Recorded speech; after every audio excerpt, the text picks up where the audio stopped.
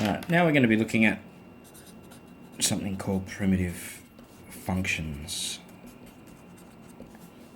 So we can start with a question. If I call some function y equals x to the power of 5, if I wanted to differentiate this, so find dy dx, we're going to write that as 5x to the 4.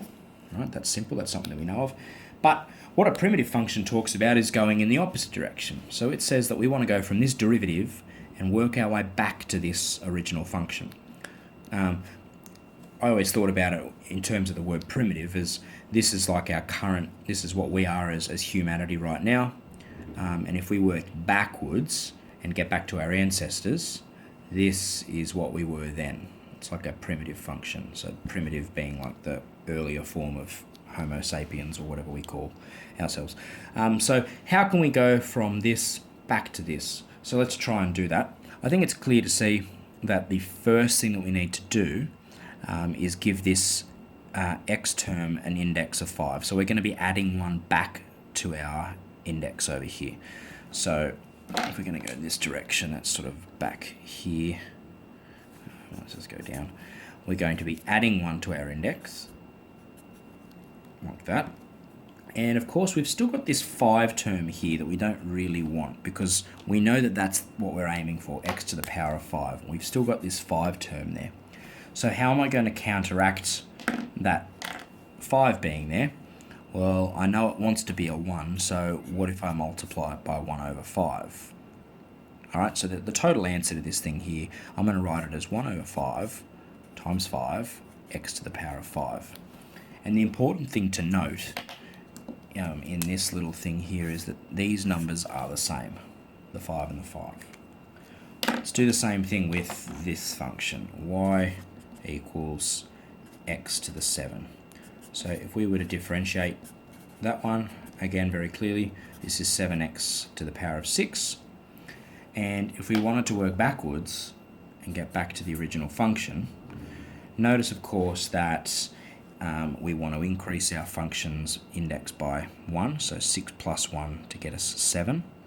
I've still got this 7 here, so to counteract it, I want to multiply that by 1 over 7. And again, the 7 and the 7 are the same here. So in more general terms, if we had some function y equals x to the power of n, if I were to differentiate it, drag the index down so the n comes out the front, x goes there, and I decrease my index by 1. And let's now try to move back a step. So again, I'm going to want to increase my index by 1. All right, so I've gone n minus 1 plus 1. So n minus 1 plus 1 being n. And I want to counteract this n being there, which is there. And so I'm going to need to multiply that by 1 over n. Yeah. So what that's showing me is that if I have some function that looks like this, so if y equals x to the power of n, then its primitive function, as you can see, is we want to add 1 to that index. All right, so we're going to go add 1 to the index, x to the power of n plus 1. And to counteract whatever's going on here, remember we found that the new index and whatever was on the bottom of that fraction were going to be the same. So this is going to also have a 1 over n plus 1 term with it. All right, so that's our formula here. If y equals that, then in terms of notation, it's a bit funny sometimes. So if I were to call this f of x equals x to the n, then we usually denote that with a capital F of x is equal to 1 on n plus 1, x to the n plus 1. But I suppose the language that we need to use at the moment is if a function is x to the power of n, then its primitive is 1 over n plus 1, x to the n plus 1. Right, that is really what we need to take out of this. So let's see that in action. If we have some function y equals x cubed and I want to find its primitive function, All right, if that's the function, then its primitive function is simply going to be add 1 to the index, so x to the power of 4, and we're going to put a 1 on 4 with that. And you can always check to see if this works, because let's call it capital Y at this stage. If we wanted to work backwards from this to here, we'd need to differentiate. So let's differentiate this one. Let's find d capital Y dx. We bring the index down the front, so that's 4. We've still got that constant quarter there. X, 4 take away 1, which is 3. The 4 and the quarter counteract each other, and we're left with x cubed, which is exactly our original function, y equals x cubed. So that's the rule behind finding primitive functions. Let's see what we can do to use that in an example. So find the primitives of A is x cubed plus x squared plus x plus 1, and B is 5x cubed plus 7. So in part A, we can do this piece by piece. Notice there's 4 parts here.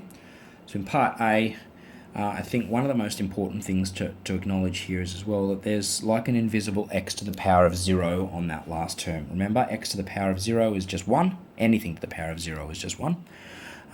So let's work on this piece by piece. So for the x cubed part, the primitive is going to be increase that index by 1 and counteract that with 1 over 4. Notice again they're the same. The x squared is going to be x cubed and a 1 over 3 to counteract that. The x, which is to the power of 1, is going to be an x squared with a 1.5 out the front. And the last one being x to the 0 is going to become an x to the power of 1, which is just x, and then 1 over 1, which is just 1. So I don't need to write anything there. The other important thing to notice is that the relationship between this process, finding a primitive, and going back to the function, if we were to now go and differentiate this, right, let's just do that in red to test it. So the 4 is going to come out the front and cancel that quarter, and the index is going to decrease. So that's going to become x cubed. This will become x squared. This is going to become x. This is going to become 1. But I could have put any number of things here as well. Like I could have put an 11 here if I really wanted to.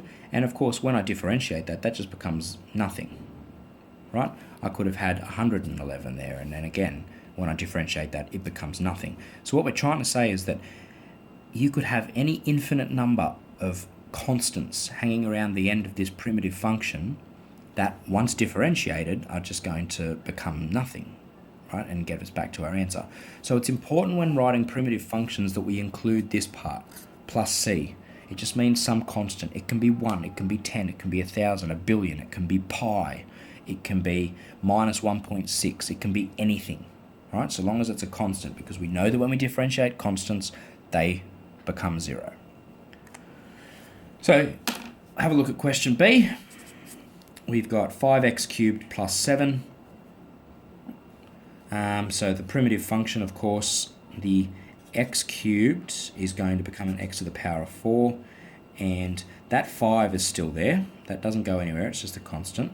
But of course, with this increasing power, we also have this quarter there to counteract. With the 7, remember again, this is 7x to the power of 0. So the 7's still there. The x to the power of 0 becomes x to the power of 1, and there's going to be a 1 over 1 here, but we don't need to write that. And of course, some constant. So tidying this all up, we get 5 over 4, x to the power of 4, plus 7x, plus some constant. All right, so that's more or less as basic as these find the primitive functions are going to be. So we'll have a look at some harder examples now.